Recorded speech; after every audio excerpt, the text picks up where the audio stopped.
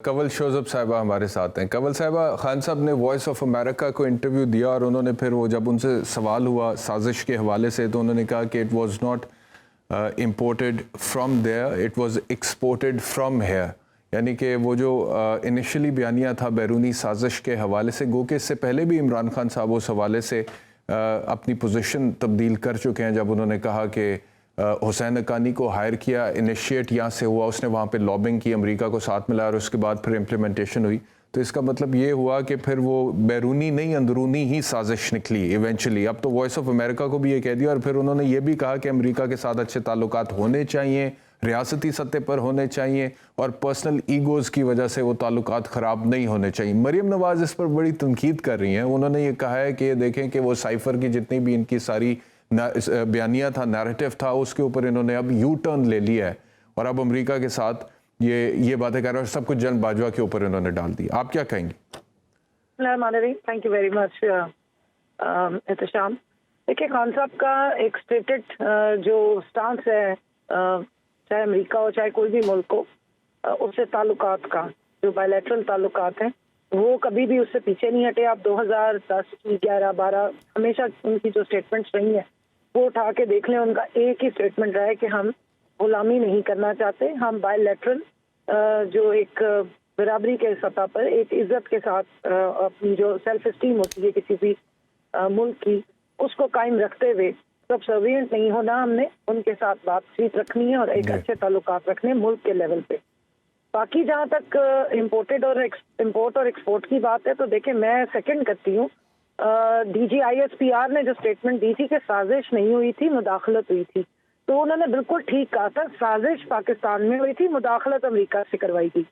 वो बेचारे उस वक्त भी सच बोल रहे थे, हमें उनकी बात को उस वक्त एंडोर्स करना चाहिए था। Now fully endorsed. उस टाइम तो आप लोग कह रहे थे कि गलत है, उस टाइम तो आप लोग कह रहे थे कि गलत नहीं कहा था। हमने उन्हें ये कहा था कि मुदाखलत और साजिश दोनों हुई है, लेकिन वो बताने की और अमेरिका की मुदाखलत क्या हुई थी? वो यही हुई थी ना, मैं आपको बता रही हूँ। प्लॉट सारा इन्होंने बनाया। खान साहब को कहा कि रशिया जाओ, वो सारी बात तो अब आपने सुनी ली पिछले 2-3 दिन से।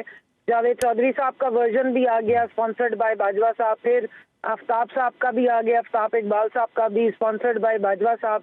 और जितना वो बोल के यहाँ पे बयानात भेज रहे हैं उतना ज्यादा वो एक्सपोज भी हो रहे हैं और उनकी सारी साजिश और मुदाखलत जो है वो समझ भी आ गई। गलती से मैं डिफेंस कमेटी की मेंबर हूँ। नहीं, अमेरिका ने किया क्या? चले, बाजवा साहब का तो मुझे समझ आ गया ना, अमेरिका ने क्या किया आपके साथ? मैं बता रही हूँ आपको एहतशाम साहब। यहाँ से खान साहब को भेजा रशिया और वो वहाँ सारी बातचीत करके यूक्रेन वॉर स्टार्ट होगी और बाजवा साहब कहते हैं ना पंजाबी, चोर नू आखो चोरी करते, शाह नू आख फाड़ ले जाके। वो किया है बाजवा साहब ने। यहाँ से हायर किया हकानी। खान साहब इतने बच्चे थे, खान साहब मतलब कि खान साहब बाजवा साहब के कहने पे गए थे यूक्रेन? नहीं, खान साहब बिल्कुल बाजवा साहब के कहने पे नहीं गए, लेकिन ऑब्वियसली अभी तो आपने कहा में सुन लेना, अब मेरी बात पूरी होने दें, फिर आप उसमें से जो मतलब समझेंगे वो अखज़ कर लीजिए। नहीं, मैं तो समझना चाह रहा हूँ ना, क्लैरिटी चाहिए।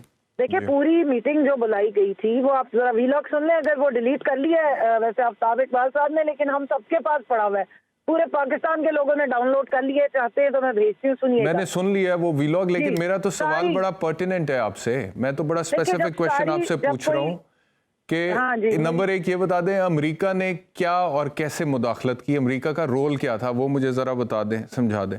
मैं वही बता रही हूँ, अगर आप मुझे अब 2 मिनट दे दें तो। मैंने बहुत सारी सबकी बातें सुनी है, मैं अपना पूरा आपको जो आपने सवाल किया उसका जवाब ही दे रही हूँ।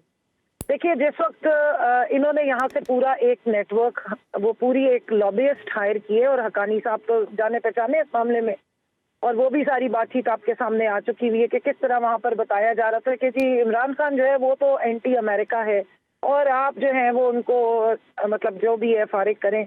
और फिर उसके बाद डोनाल्ड लू साहब ने साइफर भेजा। साइफर से ना इमरान खान मुकर है ना PTI मुकरी है, क्योंकि वो डॉक्यूमेंटेड है, वो मिनटेड है। और जो कमेटी सिक्योरिटी की, नेशनल सिक्योरिटी की कमेटी बुलाई गई थी 28वीं, उसको चेयर किया था प्राइम मिनिस्टर इमरान खान ने। उसके मिनट्स डॉक्यूमेंट हुए हैं, वो पब्लिश करें। उसके बाद 29वीं जो आई थी कमेटी की मीटिंग, वो शहबाज शरीफ साहब ने की थी चेयर। और उसके बीच में क्या हुआ था? उसके बीच में उस वक्त के स्पीकर साहब ने, असद कैसर साहब ने, सारी सबको बुलाया था कि आए, हम आपको साइफर दिखाते हैं। वो साइफर का डॉक्यूमेंट सुप्रीम कोर्ट में भी भेजा गया है वो साइफर डॉक्यूमेंट सदर पाकिस्तान को भी भेजा गया और वो स्पीकर के ऑफिस में भी मौजूद है। तो साइफर एक बिल्कुल हकीकत है और साजिश का प्लॉट भी हुआ है और मुदाखलत के बाद हुकूमत भी गिराई गई और रिजीम चेंज ऑपरेशन पूरा हुआ है। सिर्फ इतना है कि नाक पहले सामने से पकड़ी जा रही थी, अब नाक पीछे यानी से कि घुमा के अमेरिका नहीं गिराई है ना फिर हुकूमत आपकी? अमेरिका की मुदाखलत जरूर है। और जो आपने बात की मरियम बीबी की, मैं उन्हें जरा आईना दिखा दूं कि प्लीज अपने वालिद की जवानी की तस्वीरें उठाएं, गोल्फ कोर्स में भागते हुए जनरल ज़िया के साथ। उससे पहले अपने दादा जान की तस्वीरें उठाएं, उनसे ऊपर वाले जनरल साहब के साथ जहाँ पे वो जाके सौदे किया करते थे। और आप अपनी जो केसेस आप निकाल के गई थी, यहाँ से अभी निकल के गई हैं, देखें आप खुद बैरिस्टर हैं, यहाँ पर बैठे हुए इतने लतीफ खोसर साहब, मैं उनका बहुत रिस्पेक्ट करती हूँ, मेरे इनके साथ एक फैमिली की एक रिस्पेक्ट है। उसके बाद बाकी सारे भी जो बैठे हुए हैं लॉ के सब एक्सपर्ट्स हैं। क्या पाकिस्तान की अदालतें जिनमें केस चलते रहे इस पूरे खानदान के, क्या वो झूठ थे सारे? जो इनको कन्विक्शन अदालतों में तो आप लोगों पर भी केस चले हैं ना, अब तो ठीक केस है, आप हम तो लोगों वो पे केसेस भुगत रहे हैं, हमने तो अदालतों पे तबर्रे नहीं पड़े। ये तो मरियम हमेशा से करती है, इस्लामाबाद हाई कोर्ट के बाहर खड़ी होकर तबर्रे पढ़ती रही, फौज पे भी पढ़ती नहीं, कुछ चीजों के ऊपर क्लैरिटी होना बड़ा जरूरी है, पे भी पढ़ती रही, और कुछ चीजों पर क्लैरिटी होना बहुत जरूरी है। आप देखें, आप कहती हैं कि अदालतों ने इनको सजाएं सुनाई, ये किया वो किया, फलाना टमकाना। उनके खिलाफ जितने भी केसेस थे आप कहते हैं कि वो सारे दुरुस्त थे, और हमारे खिलाफ जितने भी केसेस अदालतों में जा रहे हैं वो सारे गलत हैं। उनके साथ जब कुछ होता है ऐसा, वो कहते हैं हमारे साथ इंतकामी कार्रवाइयाँ हो रही हैं, तब आप कहते हैं कि नहीं ये दुरुस्त हो रहा है। अब आपके साथ हो रहा है तो आप कहते हैं कि आपके साथ इंतकामी कार्रवाई हो रही है, वो कहते हैं दुरुस्त हो रहा है। तो कुछ चीजों के ऊपर अगर आप लोग सेटल कर लें वंस एंड फॉर ऑल। मैं बता रही हूं, नहीं, इमरान खान साहब पे दहशतगर्दी लगी थी तो अदालत जाना पड़ा था ना।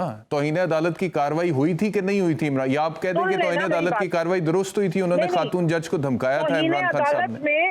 तौहीन अदालत में और 16 अरब रुपए के मनी लॉन्ड्रिंग केस में बहुत फर्क होता है। तोशाखाना, दहशतगर्दी अगर इमरान खान ने तोशाखाना बन गया ना इमरान खान के खिलाफ, हालांकि मेरी नजर में कोई केस नहीं है वो, लेकिन बन गया। निकला क्या उसमें से?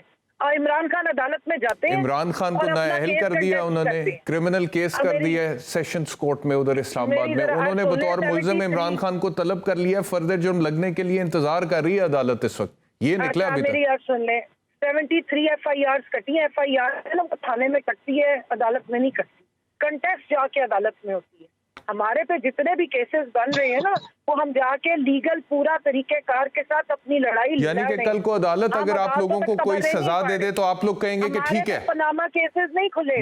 मेरा सवाल सुन लेना, फिर मेरा सवाल सुन ले, मेरा सवाल तो सुन लेना। कल को अगर अदालत आप लोगों को सजा सुना देती है, मिसाल के तौर पे इमरान खान साहब को नाअहल करार दे देती है, कोई भी कोड ऑफ लॉ, चाहे वो तोशाखाना के हवाले से हो किसी और केस के हवाले से हो, वो डिस्क्वालीफाई कर देते हैं, क्योंकि पीडीएम के एजेंडे में ये है कंवल साहिबा के वो इमरान खान साहब की डिस्क्वालिफिकेशन चाहते हैं। आसिफ अली जरदारी साहब का एक स्टेटमेंट मौजूद है इस हवाले से, राना सनाउल्लाह ने अभी ये बात की है। ये तो वो डिस्क्वालिफिकेशन सुन तो लेना, सुन तो लें। तो ये अगर डिस्क्वालिफिकेशन होनी है ना इमरान खान की, ये कोई पीपल्स पार्टी या पीडीएम ने नहीं करनी, ये किसी कोर्ट ऑफ लॉ के थ्रू ही होगी। अगर होगी तो कल को कोई कोर्ट ऑफ लॉ कर देता है तो फिर आप लोग उस फैसले को मानेंगे? आप ये कह रही हैं?